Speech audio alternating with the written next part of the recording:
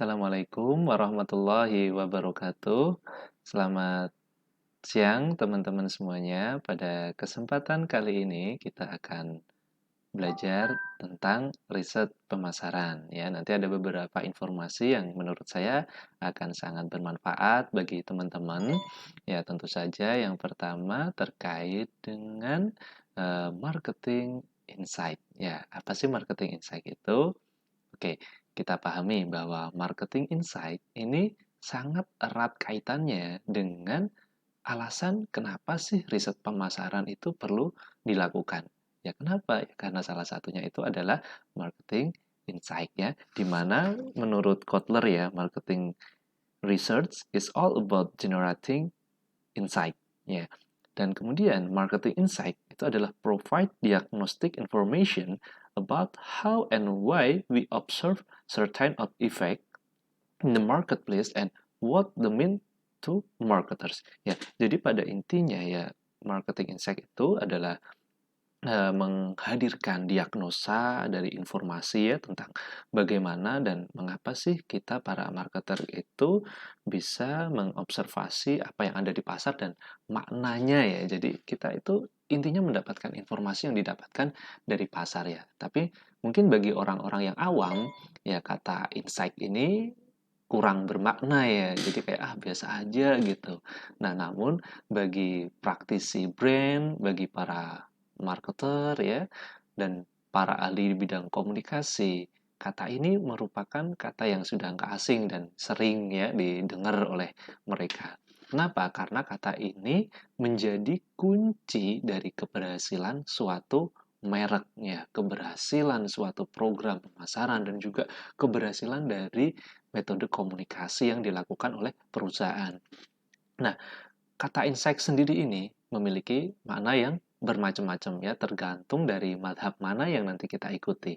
Nah, kalau misalkan menurut dari bukunya Formax ya, itu menyatakan kalau insight ini terkait dengan pengetahuan tentang pernyataan atau ungkapan ajaib yang mampu merubah keadaan ya, di mana hal ini dikaitkan dengan konsumen tentunya ya kalau dalam bidang marketing gitu.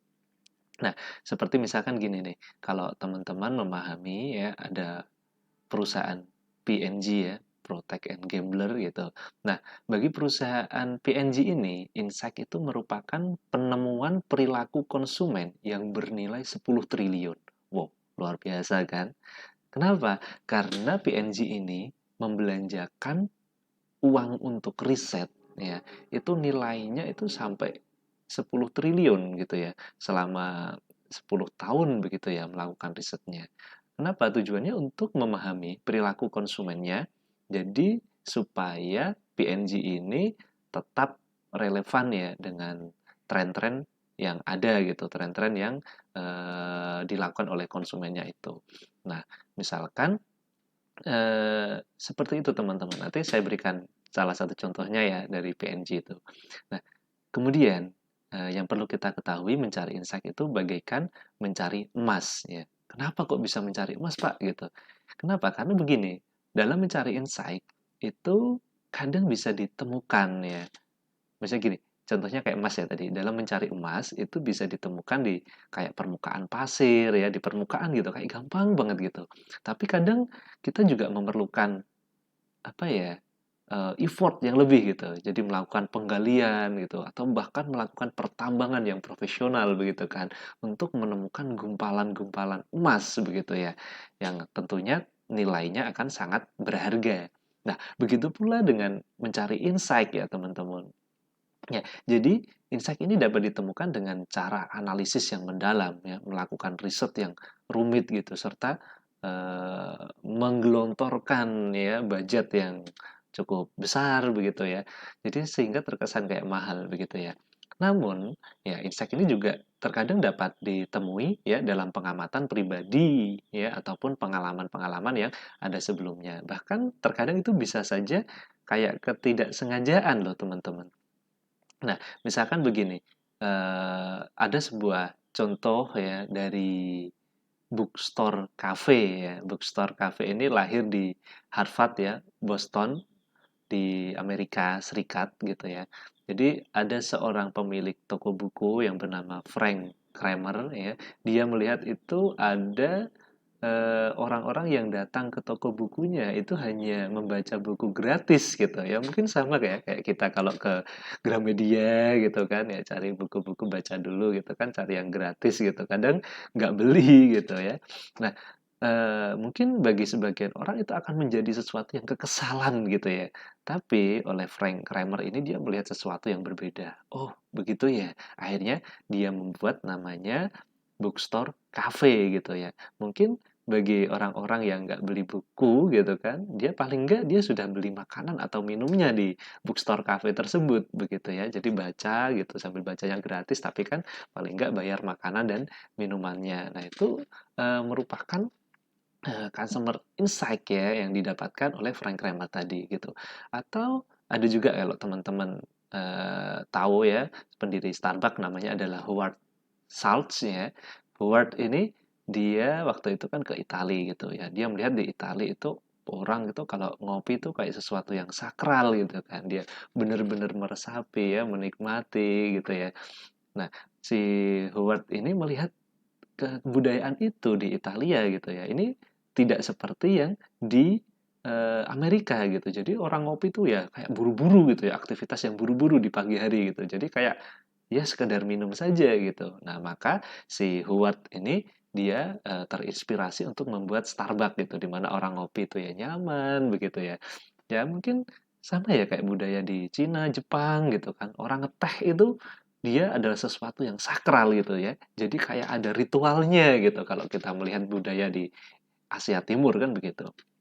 Nah, atau yang nggak sengaja itu ya kayak contohnya Amanda Brownies ya. Kalau teman-teman tahu ceritanya Amanda ini kan dia mendapatkan ini ya menciptakan produk brownies Amanda itu kan awalnya karena nggak sengaja gitu ya waktu itu ada di Bandung begitu. Nah, itu adalah beberapa contoh gitu. Tapi kalau diterapkan dari sisi personal ya, jadi ternyata insight ini juga nggak hanya berlaku di perusahaan saja loh gitu ya. Contohnya ada beberapa artis-artis itu yang terkenal dengan jargonnya kan, ya yang jargon itu menjadi khasnya dia gitu, ya kan. Nah, contohnya kayak Tukul dengan kata puas puas ya kan begitu, atau Syahrini dengan sesuatu ya kayak gitu. Sampai ada lagunya juga kan. Nah ini kan menjual sekali begitu. Nah dan lain sebagainya. Nah ini saya perlihatkan kepada teman-teman salah satu contoh terkait dengan apa ya, penemuan customer insight ya di PNG ya. Ini adalah bagian dari hasil riset pemasaran ya. Silakan disimak. Saatnya move on, bro. Head and shoulders. Head and shoulders. Oke, pasti dapat nih. Siap, dapat ya. Tenang Yakin, gue semua, yakin. handphone silent semua. And action. Move on ke head and shoulders. No, head and shoulders. Gua bilang head and shoulders tadi. Head and shoulders. Baca dulu. Lu bisa bahasa Inggris nggak? Enggak. Oke, sekali lagi. Head and shoulders. Head and shoulder. Head and shoulders. Ah! Head and shoulders. Yes. Oke. Head and sip. shoulders. Head. Head and shoulders. Oke, ready, Jo? Ya. Oke, yuk, sip. slide in. Slide 61, take 7. Baik, udah lewat tuh. Oh, maaf, Pak. Oke, slide in. Gila nih, gue fokus banget nih, tolong deh. Oke, ya. Oke, nggak punya Lagi banyak fokus waktu banget nih nih buat gue. Jo ya. Dia harus ke California, yuk. Stand by. And action. Head and shoulders. Woi. Siapa itu? Siapa itu? Woi. Head and shoulders. Ya, gue tahu. Iya, santai dong. And action. Head and shoulders. Berhenti gue, lu aja deh. Oke. Lu yang pegang ini. Oke. Head and shoulders. Handphone, sini. Ih. Bukan bro, bukan itu Billy. Halo tante, kita lagi syuting Head and Shoulders. Saya Jo Taslim, mohon jangan telepon dulu. Terima kasih banyak. Bener gue tadi Head and Shoulders. Oh iya bener. Lagi. Sekali lagi yuk, stand by. And Head and Shoulders. Udah bener tuh. Jangan turun dulu. Tidur lagi dia. slide in. 64, take 10. Wih. Move on ke Head and Shoulders. Ganti aja lah artisnya, bisa nggak sini?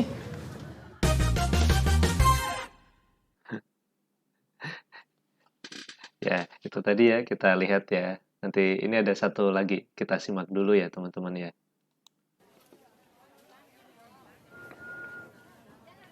Nyari apa, Mas? Cari pakai mulut, bukan pakai mata. Sampo. Sampo keluarga. Bukan. Sampo anti ketombe. Bisa jadi. Sampo anti ketombe basah. Ya. Menghilangkan kuman. Iya, iya. Perlindungan 12 jam. Bukan. 24 jam. Dikit lagi. 48 jam. Iya. Katanya Jo. Jo. Tak Salim. Jota Swin. Jotas. Tazim. Jota Slim. Samponya Jotas Slim. Head and Shoulder. Yakin? Head and Solidar. Yang bener lo. Head and Solitaire. Udah ganti aja nih pemainnya nih ya. Head and Shoulders. Semuanya benar. Head and Soldiers.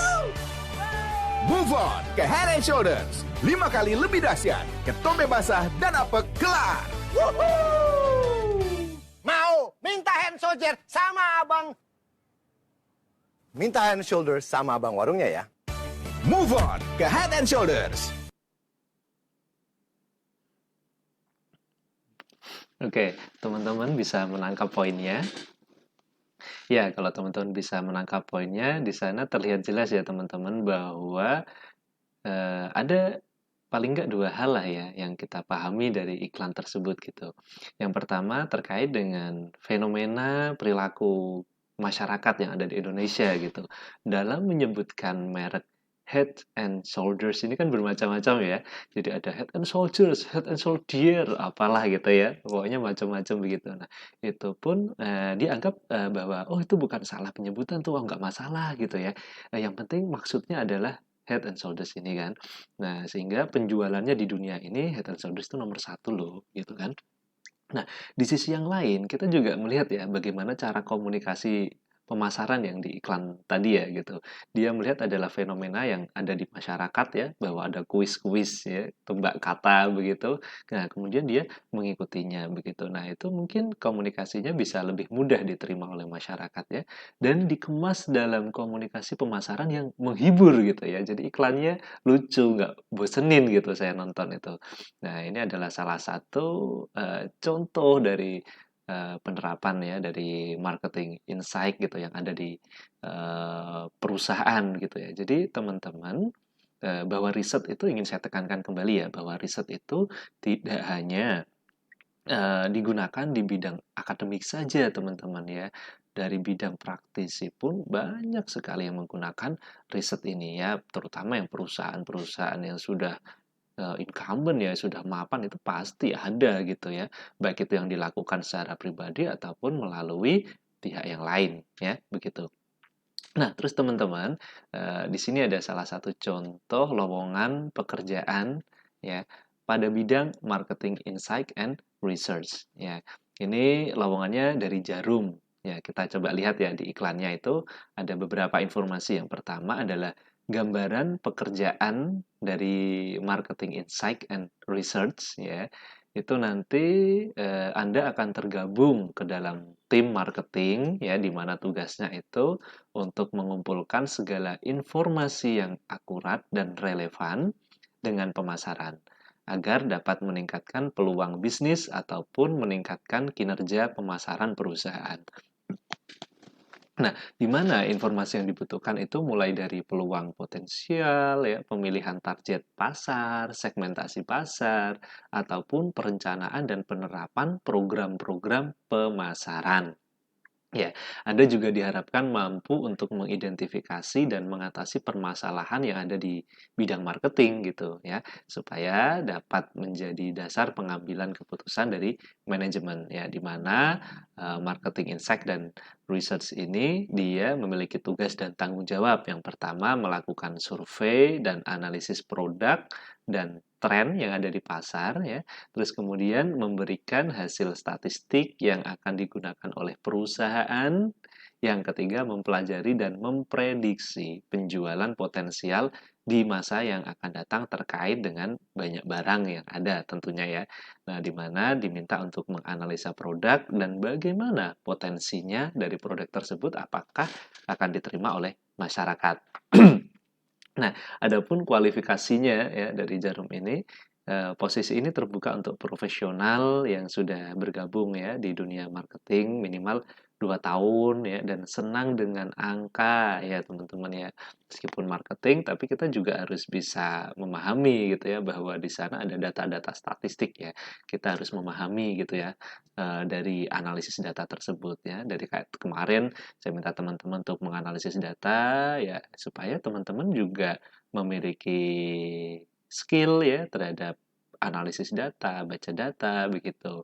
Nah, di mana latar belakang yang diminta itu dari jurusan yang relevan ya, seperti manajemen, statistik ya, atau matematika, dan lulus dengan kategori ini sangat memuaskan. Oke, ya, cum laude maksudnya kan begitu.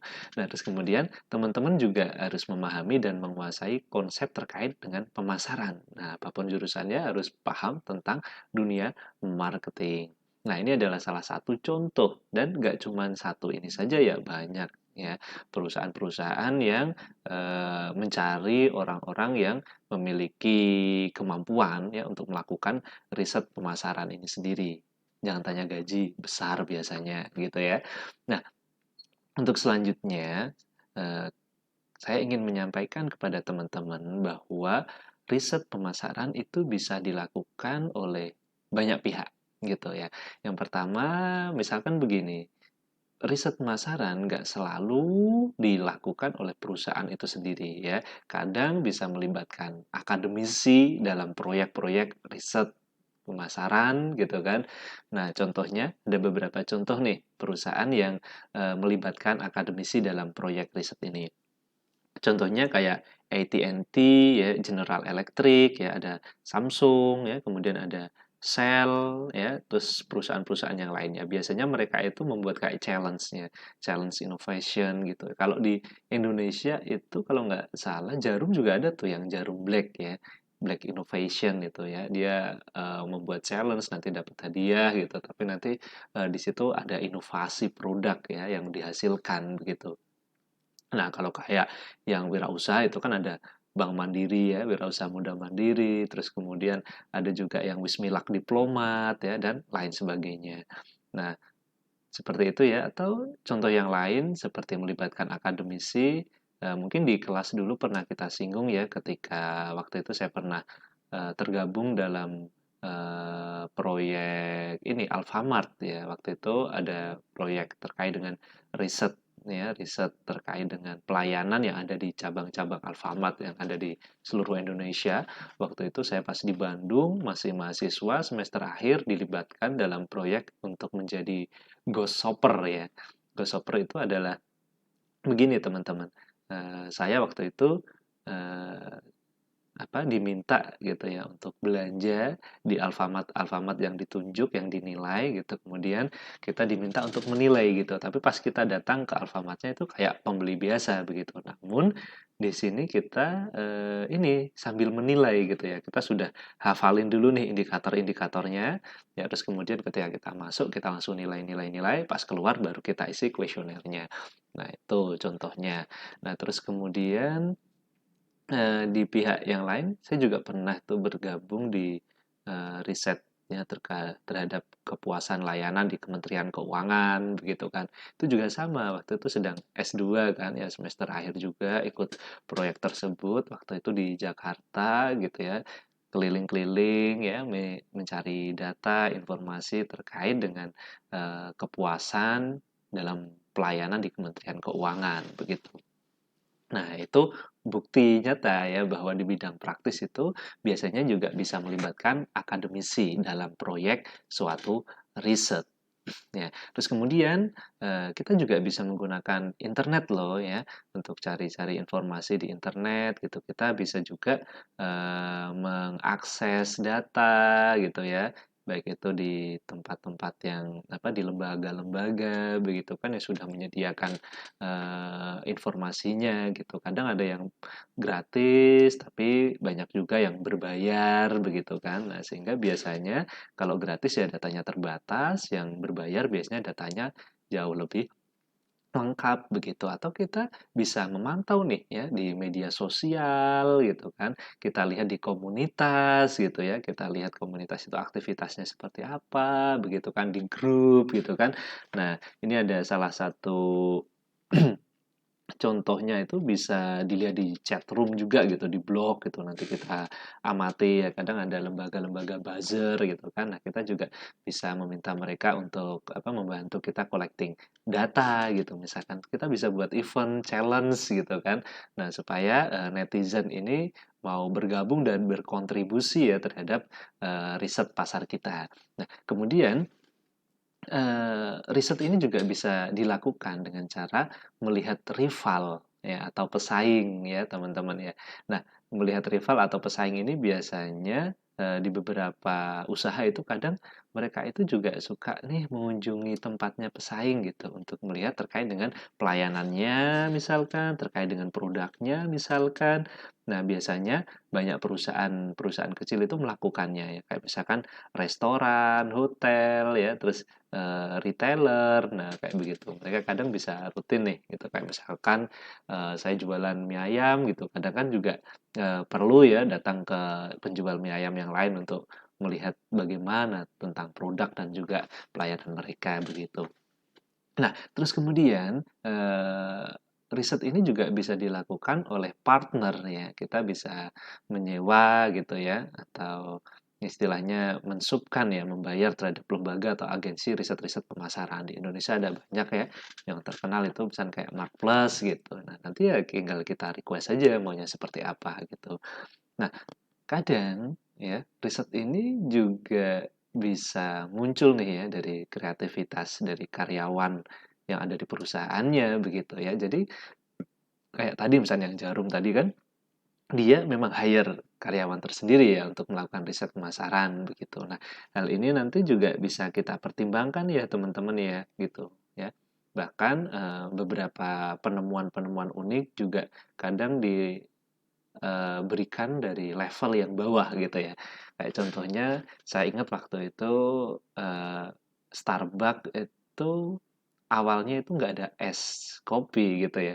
Tapi es kopi itu muncul dari salah satu cabang kecil ya di daerah, kalau nggak salah di Meksiko atau Italia begitu ya. Dia membuat produk tersebut gitu dari karyawannya begitu kan, terus kemudian menawarkan, akhirnya awalnya ditolak tapi akhirnya dikaji lagi ya, suruh trial, akhirnya malah laku gitu ya, dan jadinya seperti kita lihat ya, itu sudah menjadi sebuah lini produk tersendiri yang disediakan oleh Starbucks. Nah, ini menunjukkan bahwa karyawan dari perusahaan tersebut itu juga kadang bisa berkontribusi ya terhadap riset pemasaran yang ada.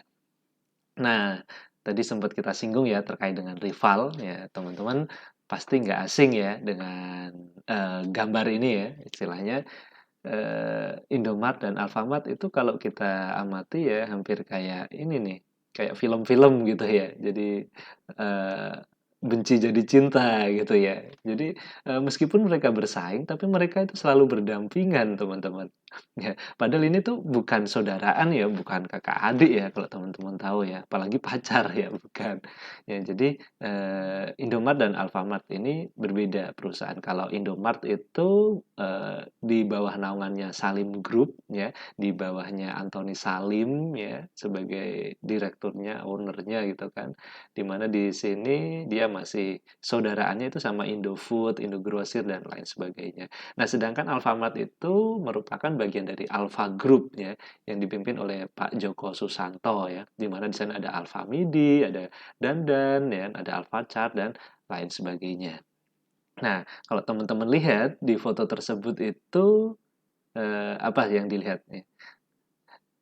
Oke, kalau saya melihatnya mereka itu tak terpisahkan ya. Yang bisa memisahkan mereka itu hanyalah pohon dan abang ojol. Ya, itu begitu ya. Nah, terus apa sih kaitannya dengan riset pemasaran? Ya, jadi begini teman-teman. Hal ini tuh terkait dengan efisiensi sebenarnya ya.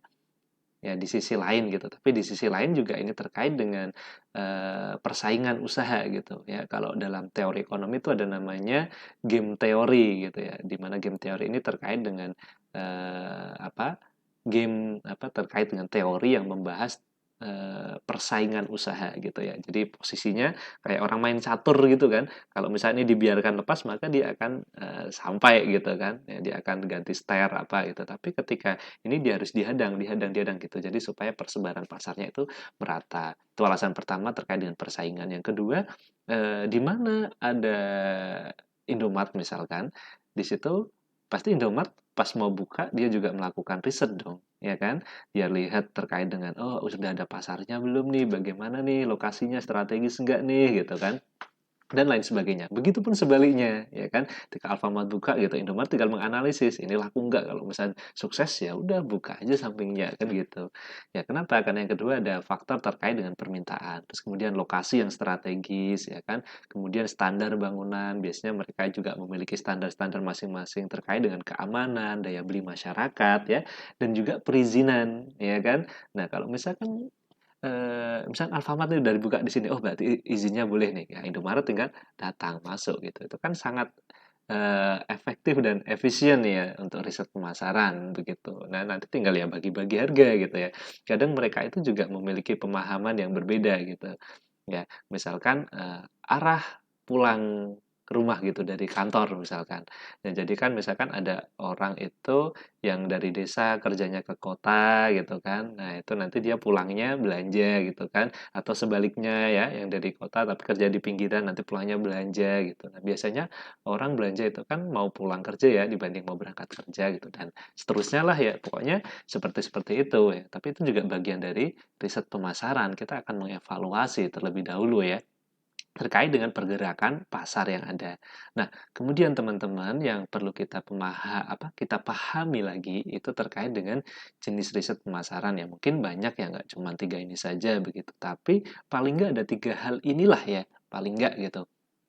Ya, yang pertama jenis eksploratif ya, di mana kita sebagai seorang peneliti di bidang pemasaran itu mengeksplor ya, memahami secara mendetail terhadap suatu permasalahan yang ada di perusahaan begitu ya, baik itu mencari masalah atau riset terkait dengan pengembangan produk ya, perluasan pasar ya, penetrasi pasar dan lain sebagainya. Nah, bisa juga kita juga meneliti untuk deskriptif gitu. Jadi untuk mendeskripsikan gitu, untuk melihat pasar kita yang ada sekarang itu seperti apa gitu kan. Nah, biasanya di sini kan ada kayak kalau teman-teman lihat ada kayak riset top brand ya kan. Terus kemudian ada satisfaction award gitu dan lain sebagainya. Itu juga bisa mendeskripsikan posisi persaingan pasar yang ada. Nah, atau kita juga bisa melihat secara kausal ya, sebab akibat gitu ya. Ketika misalnya kita memberikan promo seperti ini, oh bagaimana nih reaksi pasar? Kalau promonya seperti ini, bagaimana reaksi pasarnya? Bagus enggak ya? Itu biasanya yang kayak eksperimen gitu ya, atau ya yang uji menggunakan survei juga kadang bisa kan kita lakukan untuk melihat sebab akibatnya. Nah, dengan jenis-jenis tersebut kita bisa mengambil data ya, pengumpulannya itu baik data primer ataupun data sekunder. Ya, kalau data primer ya ini umum lah ya, sudah pernah kita pelajari ya sebelum-sebelumnya itu kayak ada wawancara, FGD, ya, survei, observasi, eksperimen, baik itu eksperimen di laboratorium ya atau eksperimen yang ada di lapangan atau field eksperimen gitu. Ataupun juga ada teknik proyeksi di mana kita mencoba untuk meramalkan kondisi pasar yang akan datang begitu. Nah, dari apa? Biasanya dari informasi yang ada sekarang dan masa lalu begitu ya. Tapi kan terkadang berbeda. Tapi perlu kita proyeksikan juga gitu. Kenapa? Karena supaya kita bisa tahu target di tahun yang akan datang gitu kan. Nah, seperti itu. Biasanya teknik proyeksi ini dilakukan di akhir tahun gitu. Kenapa? Untuk menentukan target di tahun yang akan datangnya. Seperti itu. Nah, terus kemudian ada terkait dengan data sekunder. Ya, tentu saja namanya sekunder berarti data ini sebenarnya sudah dikumpulkan oleh pihak-pihak lain. Ya kan? Nah, tergantung ya, mungkin dulu pernah kita singgung ya, tapi secara singkat saja ini kita singgung sedikit lagi ya. Untuk yang data sekunder ini mungkin ada pihak yang memberikan secara gratis, ada juga yang kita harus bayar terlebih dahulu ya. Dan biasanya ada juga yang custom gitu ya. Jadi sesuai yang kita inginkan, ada juga yang lembaga itu memang sudah membuat data yang luas gitu ya. Nanti tinggal kita ngambil beberapa informasi yang kita butuhkan saja. Nah, kayak yang contoh pengambilan data primer langsung, ya biasanya kan kita kalau ke Alfamart gitu kan ada langsung tombol klik puas atau enggak gitu kan. Nah, itu bisa dikasih gitu kan. Atau misalkan kita transaksi secara online ya, di sana kita bisa memberikan bintang ya, penilaian produk, testimoninya begitu. Nah, di sini bisa kita gunakan loh sebagai seorang peneliti pemasaran itu ingin melihat gitu. Kalau misalkan ya, ini bintangnya 6.000 nih yang bintang 5 ini kan berarti kan bagus ya teman-teman ya. Tapi ada juga yang sedikit. Nah, sedikit ini biasanya mereka itu menyampaikan informasinya begitu. Nah, di situ kita bisa melakukan apa ya analisis gitu. Oh, sebenarnya apa sih yang membuat produk kita ini kurang gitu. Jangan-jangan ini memang di produk kita sendiri atau bisa saja ini dari kurirnya atau dari sistemnya ya kan dan lain sebagainya. Ya, mungkin nanti bisa kita pelajari hal-hal tersebut gitu. Tapi ini juga bisa kita lihat nih, oh ternyata ada informasi nih, ada nama orangnya nih. Kemudian kita bisa berikan follow up gitu untuk voucher ya, supaya dia mau belanja lagi atau udah cashback ya, dan lain sebagainya. Nah, ini adalah bagian dari siapa yang ngerjain ini? Ya, orang-orang marketing gitu ya. Jadi marketing itu nggak hanya sales saja teman-teman ya. Marketing itu luas ya. Dia ada di posisi riset, dia ada di posisi pengembangan produk, pelayanan, ya, dan lain sebagainya. Nah, ini penting untuk kita pahami ya. Nah, misalkan ini salah satu contoh juga ketika kita menggunakan iklan di internet gitu kan, pakai Facebook Ads misalkan. Nah, di sini kita kan bisa menentukan target pasar kita ya. Nah, nanti kita bisa melakukan eksperimen gitu ya. Usia mana gitu kan untuk mengetahui demografi atau karakter dari audiens kita gitu. Nanti kita lihat ya untuk per kliknya itu berapa gitu kan ada rate-nya kan nanti kita bisa mengetahui nih. Oh, ini efektif nggak nih gitu. Ini pas nggak nih gitu. Ini jangkauannya berapa nih dari jangkauan ini berapa yang akhirnya nanti memutuskan untuk mengeklik ya sampai akhirnya dari sekian yang ngeklik berapa yang nanti akhirnya closing untuk bayar gitu. Nah, ini juga penting ya. Supaya apa? Supaya kita ketika melakukan pemasaran ya atau iklan ya berbayar sekian ya itu kan nanti kita juga harus mengharapkan imbal balik dong yang mana akhirnya nanti adalah closing penjualan kan begitu.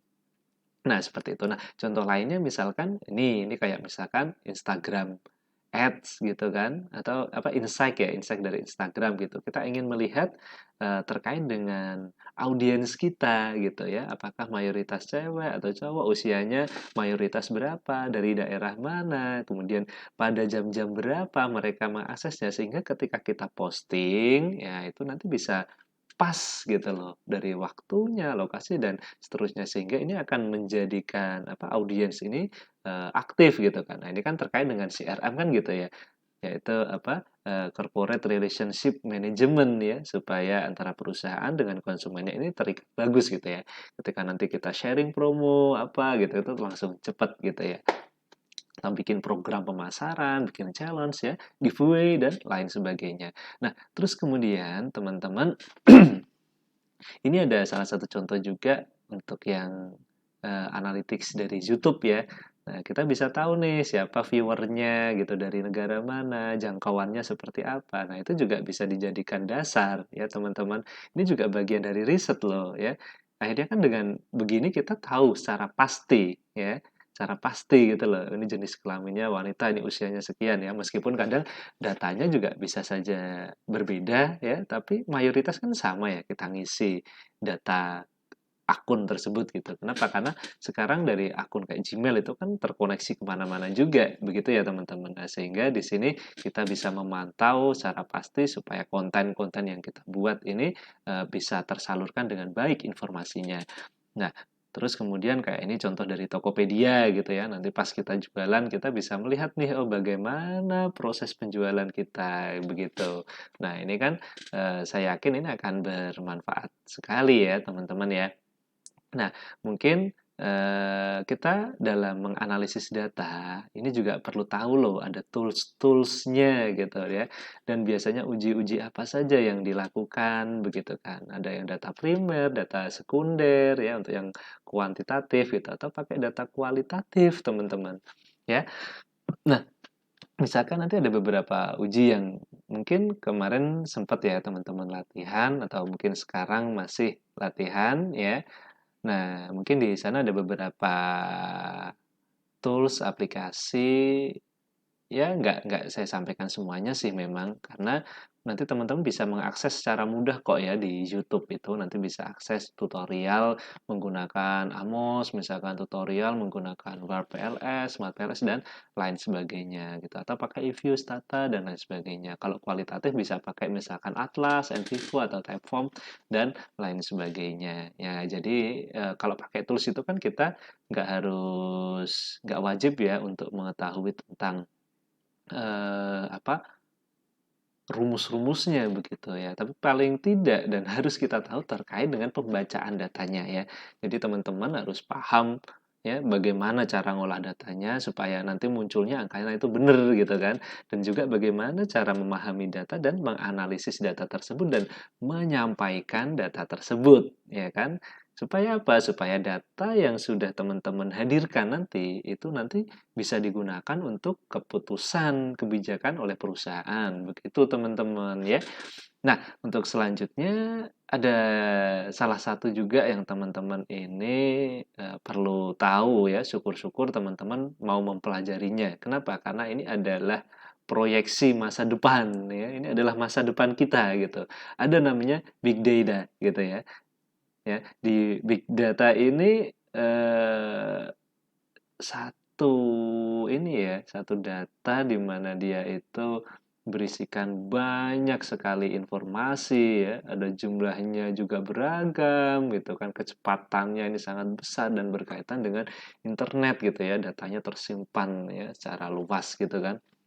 Nah, namun teman-teman, mayoritas data yang tersimpan itu datanya itu nggak terstruktur gitu loh atau unstructured gitu. Ya kayak teks, suara, gambar, video, dan lain sebagainya. Nah, dari data yang nggak terstruktur ini, maka untuk pengolahannya itu tidak menggunakan metode statistik secara umum gitu. Jadi membutuhkan metode khusus ya untuk menganalisis dari big data ini gitu ya. Syukur-syukur nanti teman-teman mau mempelajari ya. Nah, big data analytics ini tidak hanya memiliki kapasitas data dengan skala yang besar saja, namun juga kecepatannya yang tinggi. Nah, mungkin salah satu platform ya yang menyimpan dan memproses big data yang dapat diskalakan ya dan bisa diandalkan itu ada namanya Hadoop gitu ya. Hidupku tanpamu ya, apalah artinya ya. Itu hidup, Pak, gitu ya. Nah, teman-teman, saat ini tuh mungkin baru perusahaan-perusahaan yang besar saja, yang ternama gitu, yang biasa menggunakan teknologi big data ini kan. Namun, kalau kita sudah terjun di dunia praktisi, dunia bisnis, bahkan akademisi juga, alangkah baiknya gitu kan, ketika kita ini sudah masuk di era revolusi industri 4.0 yang semuanya serba digital, ya internet begitu. Nah, boleh dong gitu kita manfaatkan teknologi big data ini supaya bisnis kita ini dapat berkembang dengan baik. Nah, ini adalah salah satu konsep di hidup ekosistem ya terkait dengan pembacaan datanya di nanti seperti apa ya mungkin di sini saya belum bisa menjelaskan ya secara detail ya terkait dengan penggunaan aplikasi sistem big data analytics dari hidup ini ya. Namun teman-teman nanti boleh belajar ya. Ini saya sudah menyediakan link yang memberikan tutorial ya bagi pemula ya untuk mempelajari hidup ekosistem ya atau hidup aplikasi gitu ya. Ini dari Edureka ya. Ini ada linknya di bawah. Nanti teman-teman boleh didatangi ya ke linknya Edureka ini. Saya yakin bermanfaat bagi teman-teman semuanya. Nanti di sini ada penjelasannya. Ini kurang lebih 1,5 jam kalau nggak salah ya teman-teman. Nah nanti teman-teman bisa mempelajarinya. Ya, kenapa? Karena ini adalah masa depan dari dunia bisnis ya. Jadi pakai big data, ada pakai artificial intelligence ya, nanti pakai roboting ya, ada e-bot ya dan lain sebagainya lah ya. Nah, saya harap informasi-informasi yang kita sampaikan pada hari ini bisa memberikan manfaat bagi kita semuanya ya, bagi teman-teman dan juga saya tentunya begitu. Nah, untuk selanjutnya kalau ada yang masih belum paham nanti boleh ditanyakan. Jangan lupa absen dulu di kolom komentar seperti biasa formatnya dan sampai ketemu di pertemuan minggu depan ya. Wabillahi taufik walhidayah. Wassalamualaikum warahmatullahi wabarakatuh.